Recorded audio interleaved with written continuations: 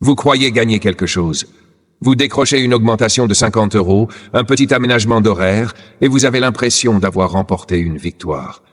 Mais pendant que vous êtes dans la rue, en train de vous battre pour une miette, eux signent des accords à plusieurs milliards qui profitent aux grandes entreprises. Ils vendent des infrastructures publiques, ils privatisent vos services essentiels.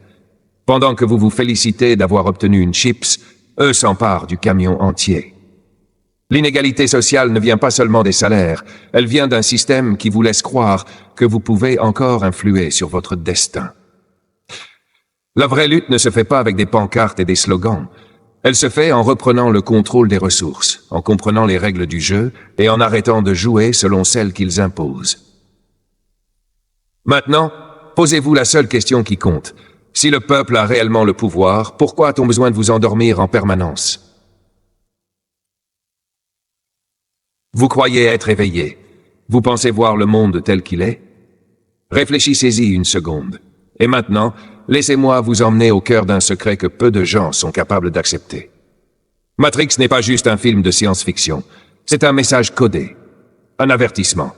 Une révélation qui a été mise sous vos yeux, mais que la plupart refusent d'interpréter. Regardez autour de vous. Nous vivons dans un système où tout est conçu pour nous endormir, pour nous détourner de la vérité, pour nous faire croire que nous sommes libres, alors que nous sommes enfermés dans une prison invisible. Et que fait la majorité? Elle continue à marcher droit, sans jamais questionner l'ordre établi. Matrix, c'est ça. Un monde où les humains sont nourris d'une illusion collective, où chaque individu pense être maître de son destin, alors qu'il est enchaîné à un programme qu'il ne perçoit même pas. Regardez bien ce que dit le film. La matrice, c'est le système. Celui qui vous dicte comment penser, comment vivre, comment rêver. Celui qui vous vend des études, un métier, une retraite, en vous faisant croire que c'est le chemin naturel à suivre. Les agents de la matrice, ce sont les gardiens du système. Ce ne sont pas que les politiciens ou les policiers, ce sont aussi vos professeurs, vos patrons, vos médias, vos influenceurs. Tous ceux qui répètent ce qu'on leur a appris sans jamais questionner si ce qu'ils enseignent est vrai. La pilule bleue, c'est le choix de rester aveugle. De continuer à vivre en suivant les règles sans jamais se poser de questions. De refuser d'ouvrir les yeux sur les incohérences du monde. La pilule rouge, c'est l'éveil. C'est accepter la vérité, aussi dérangeante soit-elle. C'est voir que tout ce qu'on vous a enseigné est une construction artificielle.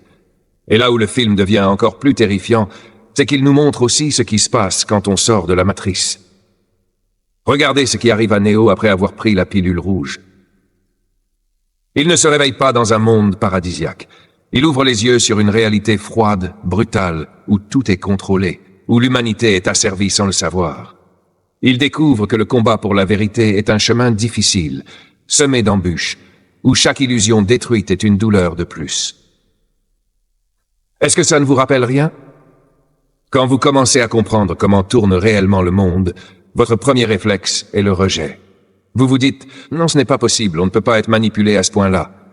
Puis vous creusez, vous connectez les points, et vous comprenez que tout a été mis en place pour que vous ne vous posiez jamais ces questions.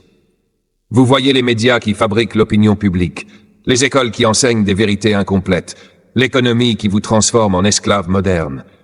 Et vous réalisez que la matrice est bien réelle. Et vous savez ce qu'il y a de pire.